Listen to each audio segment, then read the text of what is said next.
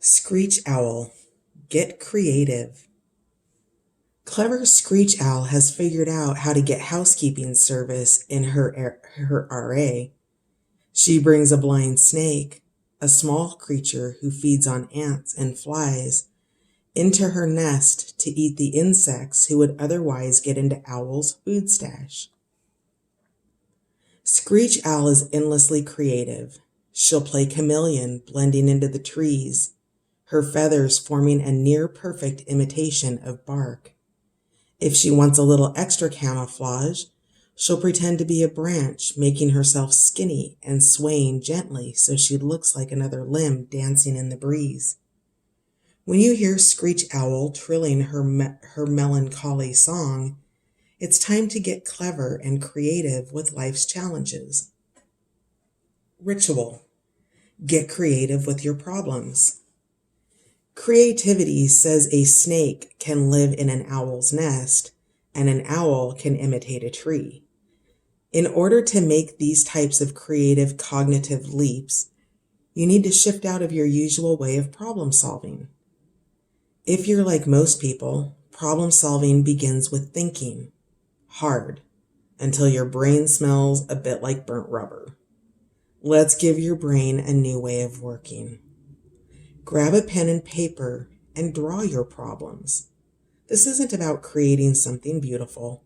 It's a way to shift the part of your brain that is doing the problem solving. Experiment to figure out what works best for you. You can create abstract drawings or comic strips. Try turning difficult concepts or emotions into pictures. Expressing your feelings about a fight with a partner or decision about your job in images instead of words changes your thought patterns, which in turn gives you new and creative ways to approach problems. Having a hard time putting pen to paper? Try a collage. Reflection. Recognize your creativity.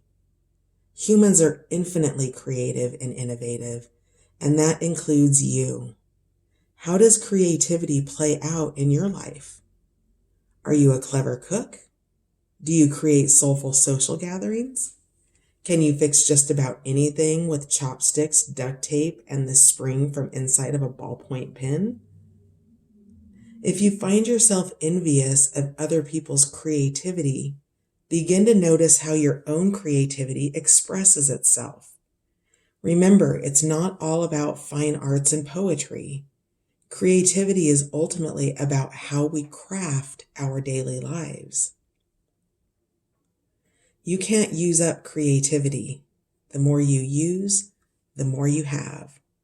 Maya Angelou. Sea Eagle. Renew your life.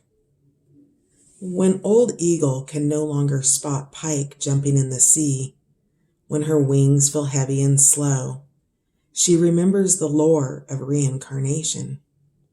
This mystery is passed down to those of her kind who, as fledglings, are strong enough to look straight into the fiery sun. As the ancient knowing rises in her soul, Eagle finds a well of clear, clean water. With that well as her tether to earth, she leaps skyward and sunward, flying up until her feathers sear and the fog is burned from her eyes. Then she plummets back to earth into the depths of the well's water, emerging renewed. Eagle reminds us that life moves in cycles. When you get tired and burned out, draw on the wisdom of your soul to find renewal. Ritual. Bring fire to your heart. Eagle flies close to the sun, the birthplace of fire. Fire, representing creativity and kinetic energy, brings passion and warmth. Call on fire and bring it into your heart to spark renewal and regeneration. This is a beautiful ritual to perform in front of a fire, but a candle will do in a pinch. Begin by closing your eyes. Let the light dance on your lids, warming your sight. Breathe in the warm air, filling it in your mouth and lungs. Hold up your hands, letting the heat seep into your palms. Then, carefully imagine gathering the light in your hands and pulling it towards you. First, gather the light and pull it toward your eyes, that your vision may be clear. Next, gather the light and pull it toward your navel, the center of creativity. Finally, pull the light to your chest, letting it warm your heart, softening, sparking, and clarifying. Sit with the fire until you are complete. Reflection. What's clouding your vision? Eagle's medicine is not for the faint of heart. Eagle flies higher than any bird, closer to the sun and closer to spirit. When you call on Eagle, you call on the fire of your own soul. And when you call on Sea Eagle, you are balanced between the watery depths and the fiery sky. This is not a gentle renewal. You become strong like fire forged steel, tempered in cool water. What in your life needs to be burned off? What's clouding your vision? What's keeping you from seeing clearly and flying true? We must be willing to get rid of the life we've planned so as to have the life that is waiting for us. The old skin has to be shed before the new can come. Joseph Campbell. Sea turtle, find your element. On the beaches of her birth, sea turtle is frustratingly awkward. She paddles for purchase in the slippery sand, which she returns to only to lay her eggs. Even this is not a yearly practice. Her homecoming happens only every few years, when she can no longer resist the call of her home beach. The rest of the time she is a creature of water, smoothly swimming great distances and frolicking in the sun-drenched ocean. While birth delivered her to the sandy shore, this ancient creature is most herself when out of her element. Water is her true home, the place where she is quick and graceful and joyous. If you feel uncomfortable in your natal family or place of origin, call on Sea Turtle to help you find your natural element. Ritual, toning your tolerance. Turtles are ectotherms, meaning they get heat from without instead of producing it within. Unlike us humans who need to keep it close to 98 degrees, sea turtles can handle a wide range of external and internal temperatures. Conditioning yourself to a wider range of temperature tolerance can benefit your health and build your ability to adapt to life's ongoing changes. Create 2 foot baths, one comfortably hot and one cold. Put your feet in the hot one for about 30 seconds. Then move them to cold water for 10 seconds. Move back and forth between the temperatures at least 5 times. Want more of a full body experience? At the end of a shower, make the water as cold as you can bear for 10 seconds before going back to your normal temperature. Do this a few times before you get out of the shower. Learning to quiet the protests of your mind through the discomfort of these temperature changes, is a skill you can use when you have to adapt to other uncomfortable changes in your life. Toning your tolerance will help you, like Sea Turtle, to travel and see the world, adjusting to whatever circumstances you find yourself in. Reflection, the dream of freedom.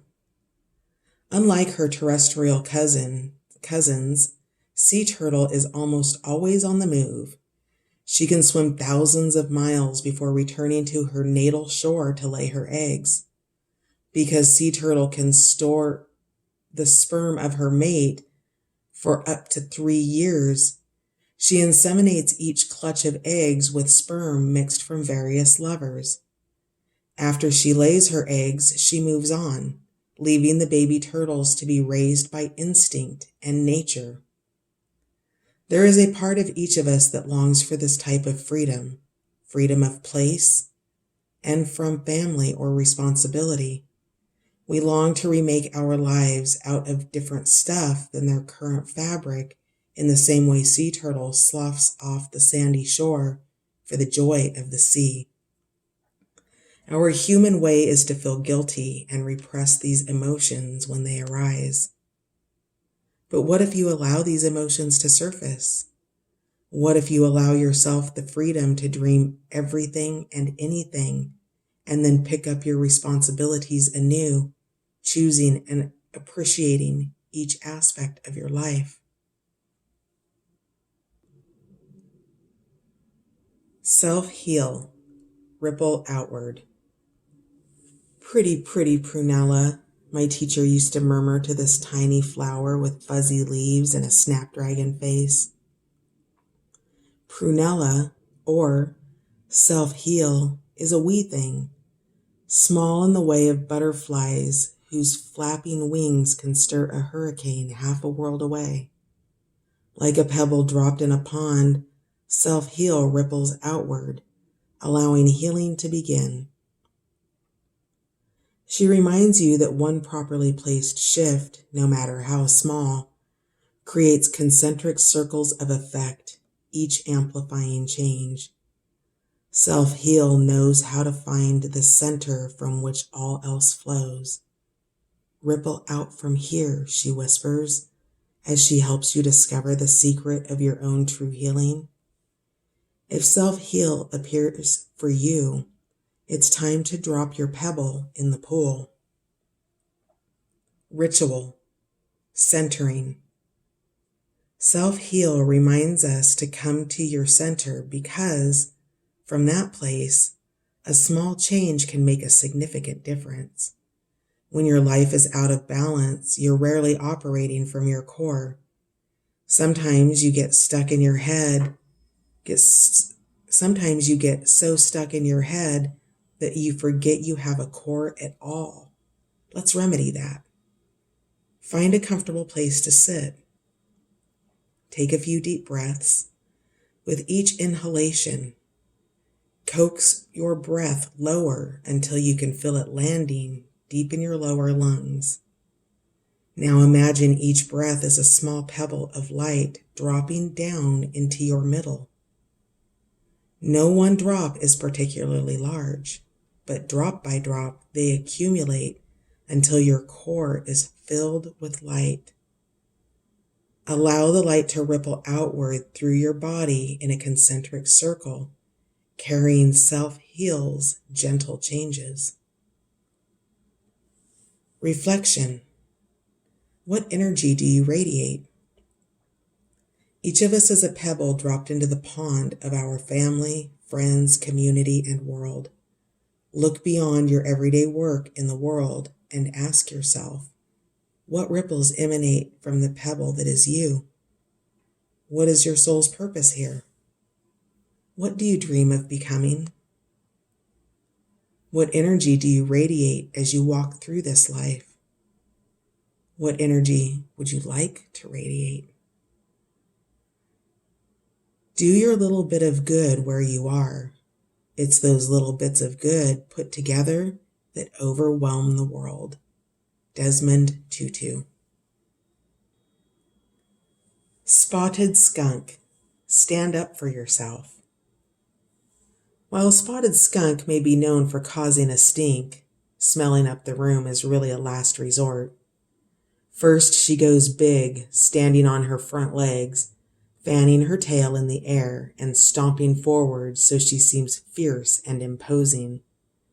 Skunk can make herself appear larger than her naturally diminutive stature, glamoring even the toughest customer in leaving her alone. Here's the thing. While Spotted Skunk doesn't back down, The harm she creates is pure illusion. Sure, the unwary will be stinky for a stretch, but Skunk stands up for herself without causing permanent damage. Can you find a way to both stand up for yourself and do no harm? Ritual. Train your nose. We are constantly taking in scents in our daily lives, but it's only the strongest or most unusual smells that grab our attention. Spotted Skunk knows that scent is a powerful tool for self-defense. To harness the power of scent, you have to train your nose first to notice scent, and then to recognize it. Try this. Choose 3 to 5 essential oils to work with. You don't have to like the smell of them. Start by taking off the bottle caps and then shuffling them around so you don't know which is which. Then use your nose to pick which cap goes with which bottle. Look at the name of the oil only after you've matched cap to bottle. Do this a few days in a row so you begin to know the oils by scent as much as by name. Try to identify similarities between the scents. If 2 scents seem similar, research them to see if you can identify the component you're smelling. Both eucalyptus and lavender contain camphor, for example. Once you notice the similarity in scent, you'll be able to identify it in other places as well. Like learning a new language, scent may feel completely foreign in the beginning. Allow yourself to play and experiment as you develop this sense. Reflection. How do you handle conflict? Each of us has a style we revert to when we feel cornered. Some of us, like Possum, play dead. Others will attack like Grizzly, and there are those who will turn tail like Rabbit. When it comes to handling conflict, Spotted Skunk is a profound teacher. Despite her diminutive stature, she doesn't back down, fluffing herself up to appear much larger than she is. Think of it as pulling an aura. This ability to feel energetically and spiritually bigger than your physical body. Tiny Spotted Skunk doesn't run from a fight. In fact, it's usually the big bad predator who says, "Sorry, ma'am, I confused you with someone else. I'll just be on my way." Even when she causes a stink, Spotted Skunk doesn't cause permanent harm. Instead, she assaults the senses, convincing even bear and wolf that they would be happier if they left her alone. How do you handle conflict? Do your methods achieve your goals?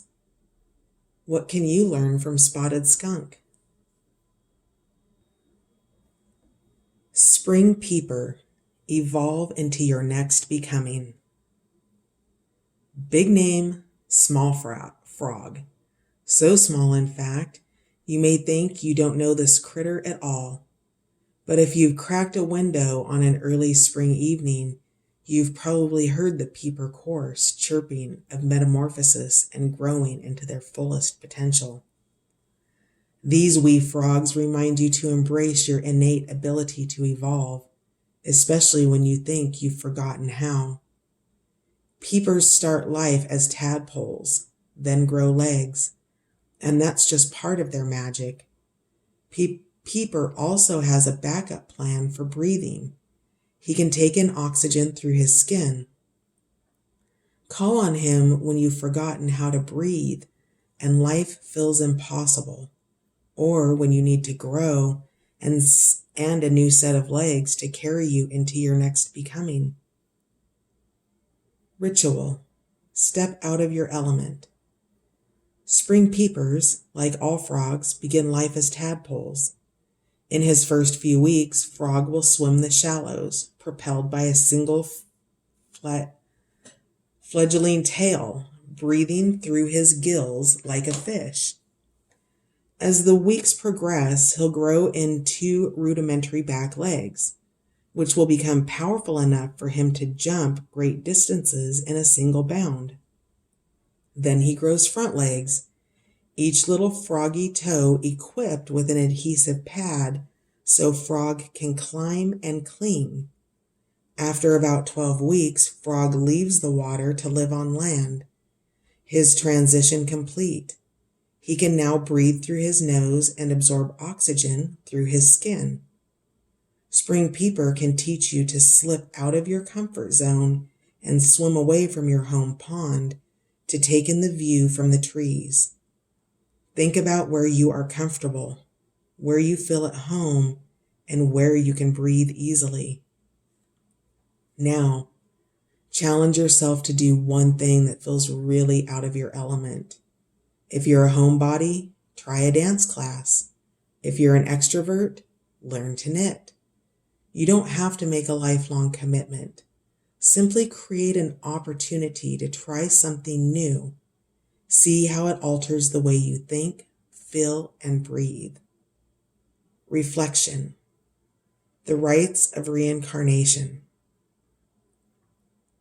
There are cultures that believe that we come back lifetime after lifetime, learning lessons that advance our soul.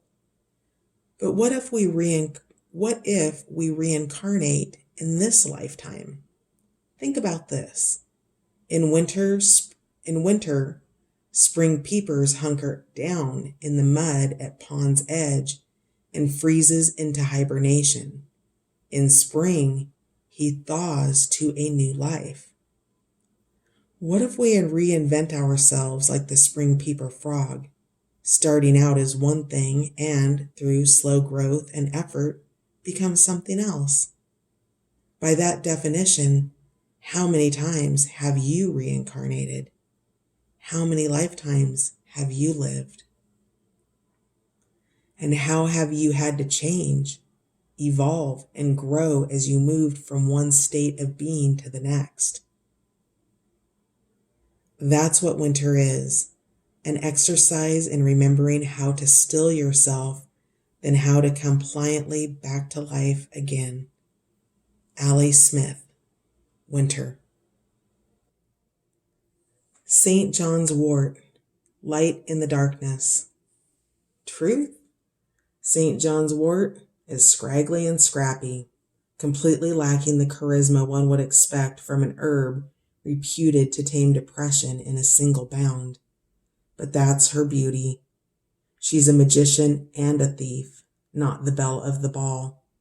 She knows how to still the heat from summer solstice sun, hold it in her flowers, and make it last all winter long.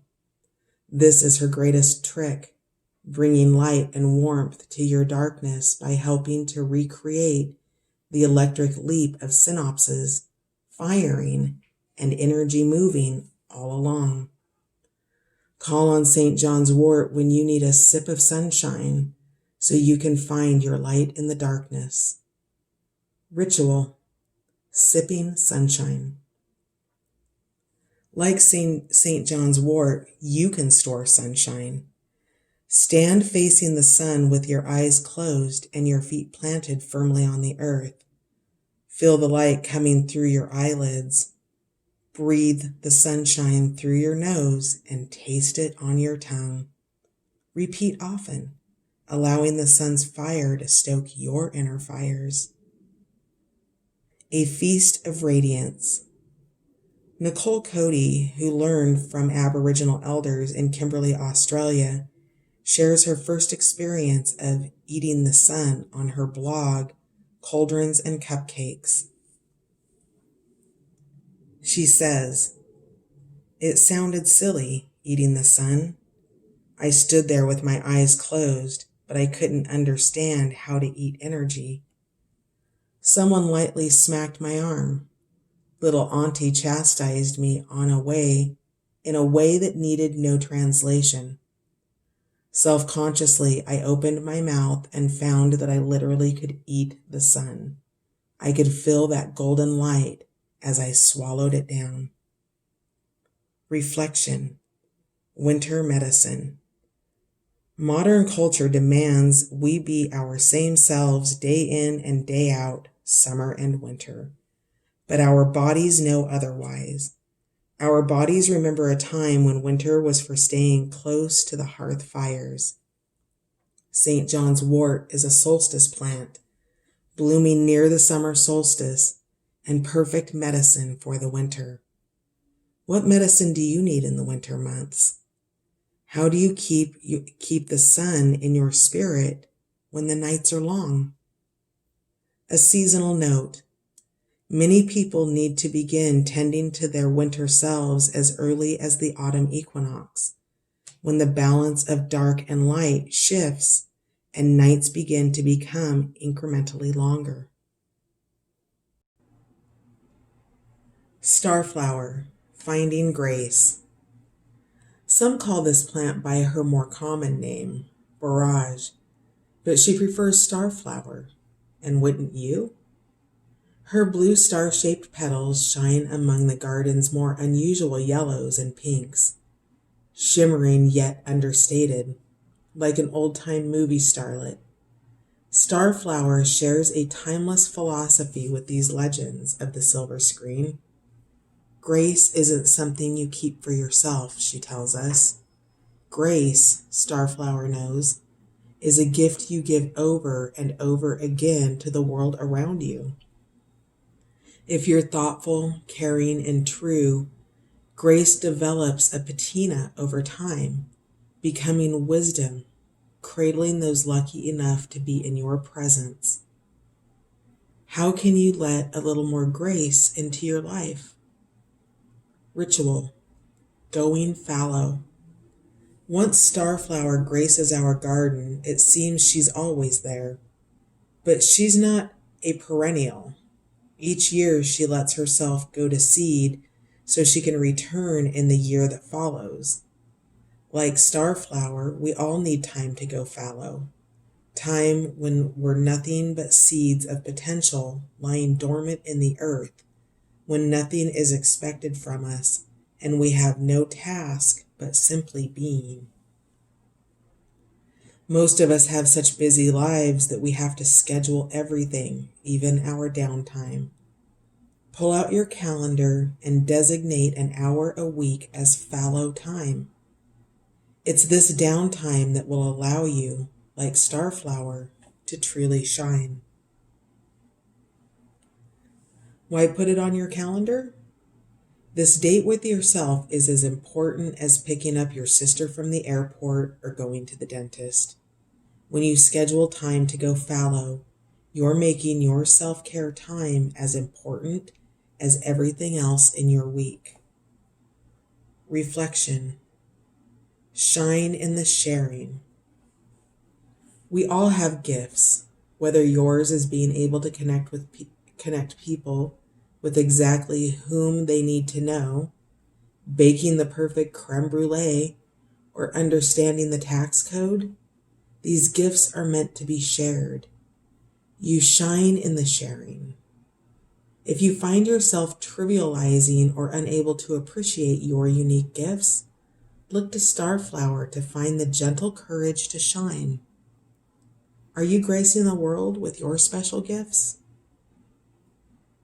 Remember, having faith means recognizing the value of what you are here to contribute to the world and allowing your actions to be grounded in that truth.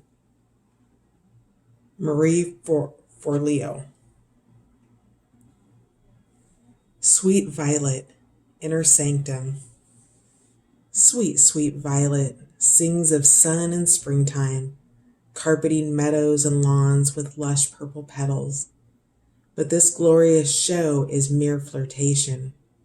Her true abundance comes in autumn, when quietly and with little fanfare, she shares her seed with the earth, setting the stage for next spring's performance. Violet has no trouble separating public from private. She knows both have their place and season. She's the gossip column socialite who quietly works in a soup kitchen on Wednesdays, knowing life's most important work isn't always done in the public eye. Ritual. Honor your inner sanctum. In Victorian homes, rooms were divided between those that were public and those that were wholly private and used only by family.